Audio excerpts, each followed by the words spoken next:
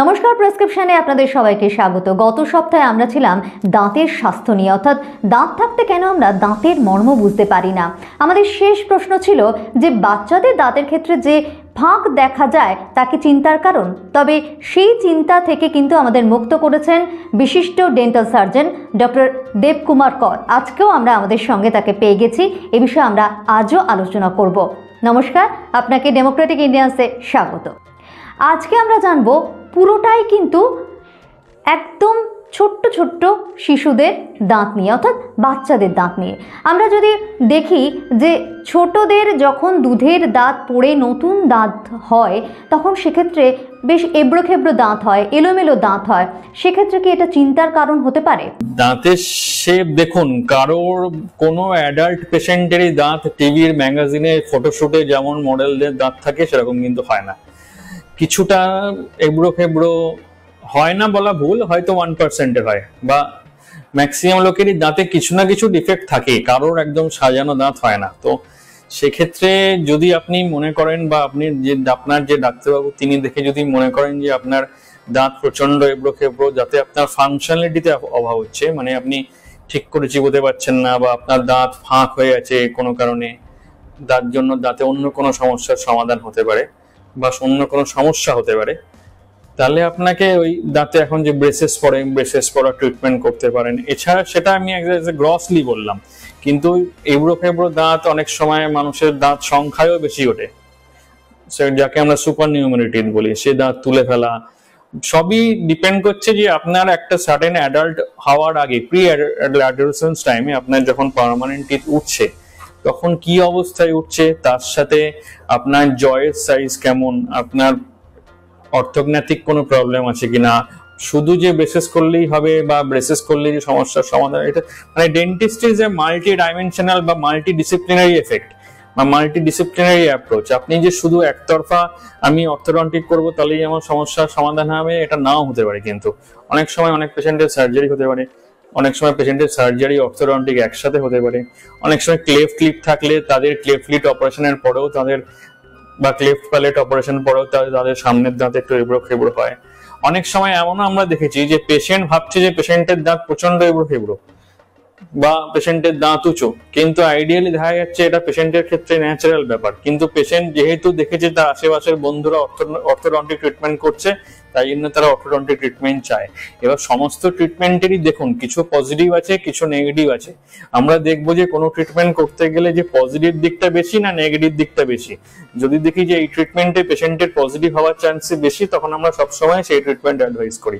কিন্তু orthodontic treatment করলেও কিছু কিছু ক্ষেত্রে যে ফেলিওর হয় না তা নয়, কিছু কিছু ক্ষেত্রে ফেলিওর হয়। সেক্ষেত্রে case selection is the most important thing, এবং কেস সিলেকশন আপনি না আপনার ডাক্তারবাবু করবে, এটা আপনাকে ডাক্তারবাবুর প্রতি বিশ্বাস রাখতে হবে।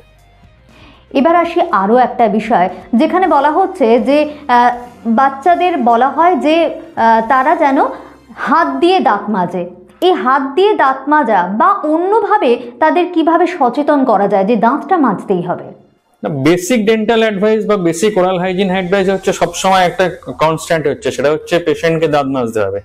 বাচ্চা patient paediatric toothpaste, paediatric toothbrush বা ছোটদের টুথব্রাশ দিয়ে দিনে দুবার তো অবশ্যই দাঁত মাজবে। যে বাচ্চা নিজে দাঁত মাজতে পারে না বা যে বাচ্চার বাবা মা মনে করেন যে পেশেন্ট নিজে দাঁত মাজতে পারবে না বা ভালো করে এফেক্টিভলি দাঁত মাজতে পারবে না, তা কিন্তু তাকে প্যারেন্টাল গাইডেন্সে তাকে দাঁত মাজাতে হবে। মানে বাবা মা তাকে দাঁত মাজিয়ে দেবে এবং 2-3 মিনিট বাবা মা অবশ্যই দাঁত মাজিয়ে দেবে। বাচ্চা যখন খুব ছোট, বাচ্চা নিজে দাঁত মাজতে পারবে না, এটা খুব স্বাভাবিক ব্যাপার। তাকে কিন্তু আমার বাচ্চা দাঁত মাজে না এটা বলে দায়িত্ব এড়িয়ে গেলে বাবা মা চলবে না। বাবা মাকে কিন্তু নিজেকে দাঁত মাজিয়ে দিতে হবে। আরেকটা হচ্ছে পেশেন্ট বাচ্চা যখন সাধারণত ছোটবেলায় খুব সুগারি ড্রিঙ্ক নেয়, সে দুধ খেতে পারে, ফলের রস খেতে পারে, এইগুলো করার সময় কিন্তু বাচ্চা খাবে অবশ্যই। একটা বাচ্চা সে দুধ খাবে না, ফলের রস খাবে না, বাচ্চা চকলেট খাবে না, এটা কখনোই কাম্য নয়। তো সবকিছু করেই পেশেন্টকে বা পেশেন্টের বাবা মাকে পেশেন্টকে মুখ ধোয়াতে হবে। রাত্রিরে শোয়ার সময় সুগারি ড্রিঙ্ক খেয়ে শুলে তাকে মুখ ধুয়ে শোয়াতে হবে। এগুলো বেসিক কিছু যদি আমরা day to day oral hygiene habit maintain করি, তাহলে বাচ্চার দাঁত সাধারণত ভালোই থাকে, খুব সহজে খারাপ হয়ে যায় না। চকলেট কি তাহলে বাচ্চারা খাবে না? চকলেট তো আমিও খাই, চকলেট খেতে আমিও খুব ভালোবাসি। বাচ্চা চকলেট খাবে না, আপনার সামনে এত রকমের চকলেট সে খাবে না, এটা কখনো হতে পারে না। চকলেট মানুষ মাত্রই চকলেট খাবে। কোনো ডাক্তারবাবু যদি বলেন যে আপনি চকলেট খাবেন না, তাহলে don't think this is a very practical advice. Chocolate মানুষ অবশ্যই খাবে, তবে চকলেট যেন একটু লিমিটেড খায়।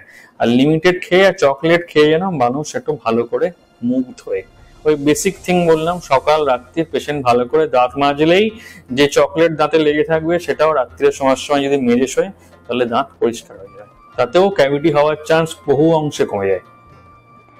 আজকের আলোচনা থেকে এই বিষয়ে কিন্তু আমরা স্পষ্ট হলাম যে বাচ্চাদের দাঁতের যত্নের ক্ষেত্রে অভিভাবকদের সামনে এগিয়ে আসতে হবে, অর্থাৎ তাদের হাতে কিছুটা সময় বার করতেই হবে বাচ্চাদের দাঁতের যত্নের জন্য। কারণ আপনি যদি আপনার বাচ্চার দাঁতের যত্ন সঠিকভাবে নেন, তাহলেই কিন্তু সুস্থভাবে তার দাঁত আগামী দিনে গড়ে উঠবে। সুতরাং দাঁতের যত্ন নিন। অনেক ধন্যবাদ জানাবো ডক্টর দেবকুমার করকে আমাদের এই অনুষ্ঠানে থাকার জন্য। আর আপনাদের বলবো, আমাদের প্রেসক্রিপশন আপনাদের কেমন লাগছে অবশ্যই জানান।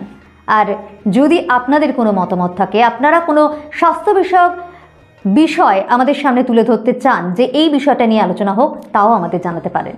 ভালো থাকবেন, নমস্কার।